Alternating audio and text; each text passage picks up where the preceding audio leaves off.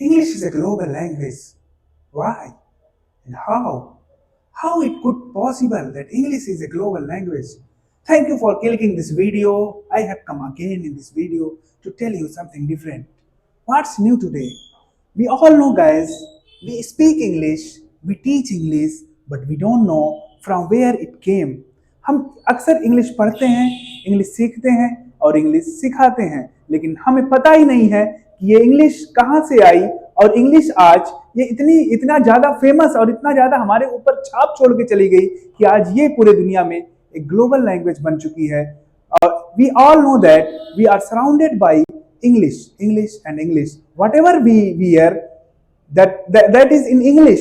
जो भी हम पहनते हैं वो सारे के सारे वर्ड्स, जीन्स, पैंट, शर्ट्स, सब इंग्लिश वर्ड हैं. जो भी हम खाते हैं, मोमोज से लेके म्यूनीस तक, these all words are English word, but we don't know how it could possible that we are surrounded by English language. तो आज इस वीडियो में मैं आ गया हूं आपको ये बताने के लिए कि इंग्लिश की हिस्ट्री क्या है और इंग्लिश आज एक ग्लोबल लैंग्वेज बन चुकी है. Why not Hindi? हिंदी क्यों नहीं? और फ्रेंच क्यों नहीं? स्वीडिश क्यों नहीं? इसके पीछे बहुत सारे रीजंस हैं. हम अक्सर सोचते रहते हैं जो ये इंग्लिश है, ये इंग्लिश ABCDEF पढ़ लेने से बन गई है. नहीं, ऐसा बिल्कुल भी नहीं है. अगर आप ये सोच रहे थे तो आप बिल्कुल भी गलतफहमी में थे. तो आज हम इस सेशन में यही सीखने वाले हैं कि ये इंग्लिश आज इंग्लिश कैसे हो गई और ये कहां से आई. हम अक्सर जानते हैं कि ये इंग्लिश जो है वो इंग्लैंड से शुरू हुई है. जी हाँ, ऐसा ही है. तो आज हम पढ़ने वाले हैं, असल में पढ़ने नहीं, आज हम सीखने वाले हैं और हम जानने वाले हैं कि इसकी हिस्ट्री क्या है. तो चलिए स्टार्ट करें. Let's start. बने रहिए लास्ट तक कुछ नया पाने के लिए. अगर हम बात करें इंग्लिश के डेवलपमेंट की तो ये 3 एरा में आज इंग्लिश ये मॉडर्न इंग्लिश तक पहुंची है. तो चलिए देखते हैं. अगर हम बात करें development of English, development of English language,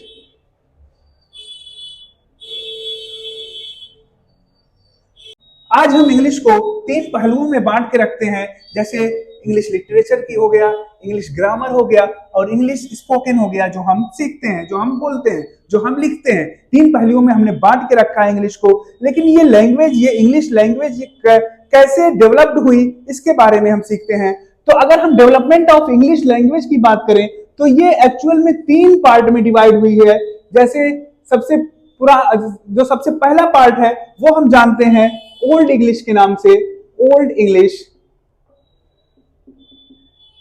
If I talk about the time period is 400, near about 450 AD to 1100 AD.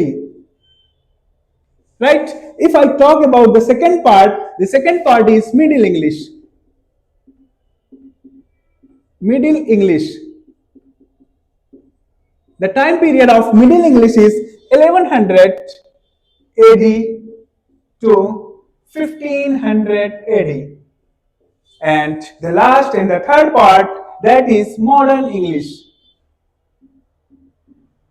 Modern English. From 1500 AD से आज तक जो हम भी कुछ भी बोल रहे हैं, जो हम कुछ भी सीख रहे हैं, ये सब मॉडर्न इंग्लिश का पार्ट है. अगर हम बात करें ओल्ड इंग्लिश की तो ओल्ड इंग्लिश का अगर आपको एक सेंटेंस भी उठा के दे दिया जाए तो आपको लगेगा क्या ये इंग्लिश है? बिल्कुल भी समझ में नहीं आएगा, क्योंकि वो कुछ अलग था.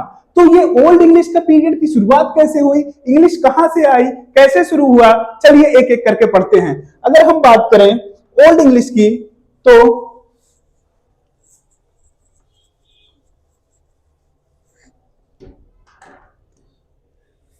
there is one country that is England. आप लोगों को पता है कि एक कंट्री इंग्लैंड, ये इंग्लैंड से इंग्लिश आई है. लेकिन कैसे, चलिए सीखते हैं. सबसे पहले अगर बात करें अराउंड 400 AD, 400 AD में, अराउंड 400 AD में इंग्लैंड में आते हैं रोमन्स. इंग्लैंड में आते हैं रोमन्स और ये रोमन्स आते हैं इंग्लैंड पे राज करने के लिए या फिर इंग्लैंड को प्रोटेक्ट करने के लिए, जो भी करने के लिए ये रोमन्स आते हैं इंग्लैंड में. आने के बाद ये लेके आते हैं लैटिन लैटिन लैंग्वेज को, राइट, लैटिन लैंग्वेज को लेके आते हैं ये रोमन्स। अब जब लैटिन लैंग्वेज को ये लेके आए, तो जब ये लैटिन लैंग्वेज लेके आए, अब जो इंग्लैंड के लोग जो भी भाषा, जो भी लैंग्वेज पढ़ रहे थे, जो भी लैंग्वेज बोल रहे थे, ये लैटिन ने उन्हें बहुत प्रभावित किया। ये लैटिन लैंग्वेज ने उन्हें बहुत प्रभावित किया। जैसे अगर हम बात करें हमारे कंट्री इंडिया में, जब ब्रिटिशर्स आए तो हमने थोड़ा बहुत इंग्लिश को सीखा। जब ब्रिटिशर्स आए तो हमने हमारे ऊपर एक छाप छोड़ के गए, जहां से इंग्लिश को हमने सीखा। इसी तरह से इंग्लैंड में जब रोमांस आए, तो रोमांस ने लैटिन भाषा को लेके इस इंग्लैंड पे एक अपनी छाप बनाई, जिससे थोड़ा बहुत जो है इंग्लैंड में वो लैटिन भाषा का यूज होने लगा। ठीक है, अगर हम बात करें तो अब सेकंड क्या होता है कि जब ये रोमन्स कुछ दिनों बाद तो चले जाते हैं, कुछ दिन बाद चले जाते हैं, ठीक है, जब ये चले गए तो एक वर्ड आता है, that is Germanic language, that is Germanic language, Germanic language. अब आप सोच रहे होंगे क्या इंग्लिश का संबंध जर्मन से है, जर्मन लैंग्वेज से है, जर्मैनिक से है? बिल्कुल भी ऐसा नहीं है। यहां जो मैंने टर्म लिखा है जर्मैनिक लैंग्वेज, ये जर्मन लैंग्वेज नहीं है। असल में ये एक ग्रुप था, एक पर्टिकुलर ग्रुप था जो एक पर्टिकुलर भाषा का यूज करते थे। कुछ जगहों पे एक पर्टिकुलर ग्रुप होता था लोगों का, जो पर्टिकुलर जो है भाषा का यूज किया करते थे। जैसे इसमें अगर हम अभी की बात करें तो जर्मैनिक लैंग्वेज में आपका इंग्लिश भी आता है, आपका स्वीडिश भी आता है, और आपका फ्रेंच भी आता है। तो ये सारी लैंग्वेज जो है जर्मैनिक लैंग्वेज में आती है। तो कुछ लोग, कुछ पार्टिकुलर ग्रुप हुआ करता था, वो अपनी पर्टिकुलर भाषा बोला करता था। तो जब रोमांस वहां से चले गए इंग्लैंड से, तो ये जर्मैनिक जो लोग थे, जर्मैनिक लैंग्वेज जो बोला के लोग थे, ये जाके इंग्लैंड में धीरे धीरे करके बस रहे थे। ऐसा नहीं था कि ये कोई आंदोलन किए थे या कुछ किए थे, ये जाके धीरे धीरे उसमें बस रहे थे। ठीक है, अब जब ये बसे उसमें जाके, तो इन्होंने अपनी अपनी भाषा का भी छाप छोड़ा इंग्लैंड में। अब इन्होंने अपनी अपनी भाषा का अब एक छाप छोड़ा, अपनी अपनी भाषा लेके घुसपैठ हुआ है उस भाषा के रूप में। तो ये लोग कहीं इंग्लिश, कहीं स्वीडिश, कभी फ्रेंच, तो इस भाषा का भी इंग्लैंड पे प्रभाव पड़ा।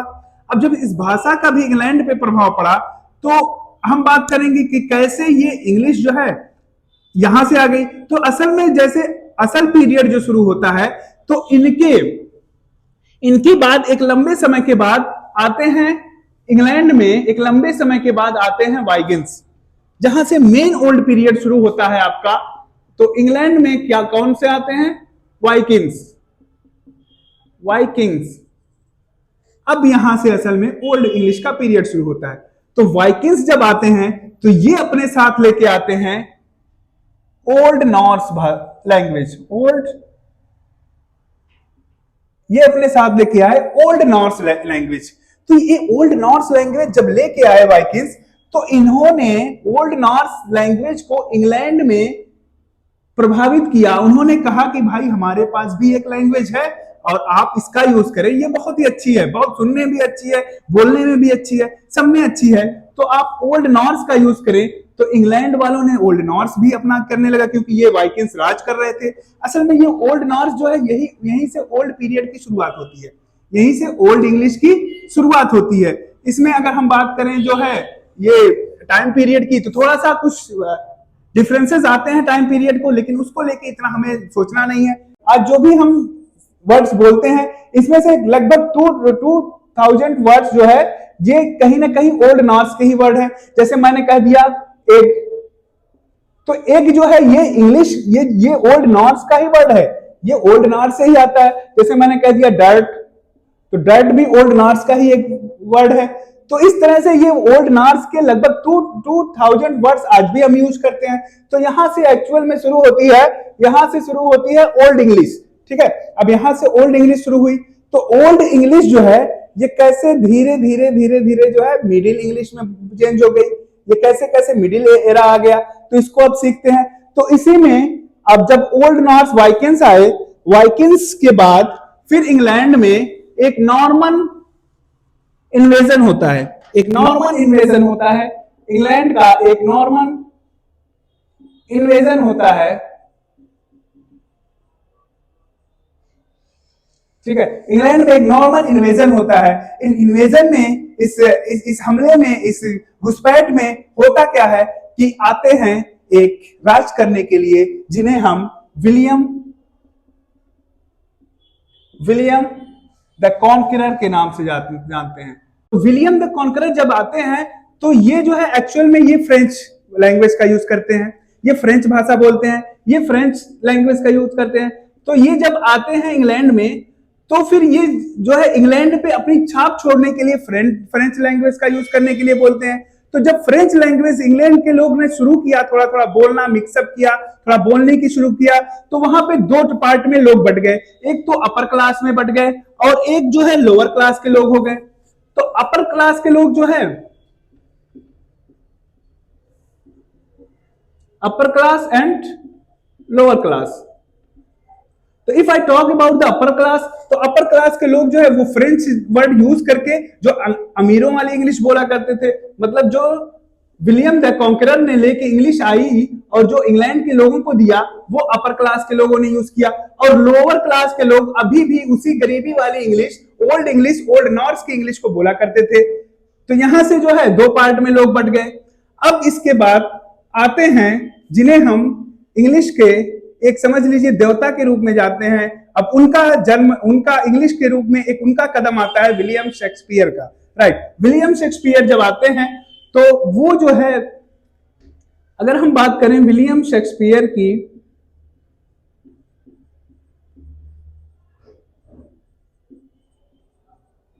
विलियम शेक्सपियर की, तो विलियम शेक्सपियर जब आते हैं तो इंग्लिश को इन्होंने एक अलग ही रूप दे दिया। इंग्लिश का इन्होंने एक अलग ही छाप छोड़ा, जहां से अब जो है मॉडर्न इंग्लिश की एरा को शुरू करते हैं। ये मॉडर्न इंग्लिश का एरा अब यहां से शुरू होता। असल में जब ये जो है विलियम द कॉन्करर आए थे, तो विलियम द कॉन्करर ने सिर्फ जो है आज जो हम भाषा बोलते हैं उसमें लगभग 7000 वर्ड्स जो हैं वो यहां से आते हैं मिडिल एरा के पीरियड के हिसाब से। जैसे मैंने बात करूं अगर, तो लॉयर हो गया, लॉयर, जज हो गया, और कई सारे वर्ड्स हैं जैसे काउ हो गया। तो ये सब वर्ड जो है ये मिडिल एरा के जो मिडिल एज था वहां के वर्ड्स हैं, जब विलियम द कॉन्करर आए थे और उन्होंने फ्रेंच में मिक्स करके अपर क्लास के लोग जो इंग्लिश बोलते थे, तो लगभग 7000 वर्ड्स ऐसे थे जो हम आज भी जो है मॉडर्न इंग्लिश में यूज करते हैं। लेकिन जैसे ही विलियम शेक्सपियर आए, इन्होंने तरह तरह के वर्ड्स दिए, कई सारे वर्ड्स दिए, जहां से असल इंग्लिश शुरू होती है जो हम मॉडर्न इंग्लिश आज बोलते हैं। तो इन्होंने जैसे एक वर्ड दिया विलियम शेक्सपियर ने, असैसिनेट। असैसिनेट, आप लोगों को पता है असैसिनेट का मतलब होता है किसी ऐसे शख्स की हत्या करना जो कि काफी फेमस है, काफी जाना माना है। ठीक है, तो जैसे कंफर्टेबल, कंफर्टेबल। तो ऐसे कई सारे वर्ड्स विलियम शेक्सपियर ने दिया, जहां से हमारा मॉडर्न इंग्लिश का एरा शुरू होता है, जहां से हमारा मॉडर्न इंग्लिश शुरू होती है। अब आपके दिमाग में आ रहा होगा कि ये इंग्लिश जो है कैसे आज पूरी दुनिया में एक छाप छोड़ के गई है और एक ग्लोबल लैंग्वेज बन गई है। ये आपके दिमाग में आ रहा होगा कि कैसे आज इंग्लिश इतना ज्यादा स्प्रेड हुई, इतना ज्यादा फैली कैसे, कि आज पूरी दुनिया में इंग्लिश जो है ग्लोबल लैंग्वेज बन के बैठी है।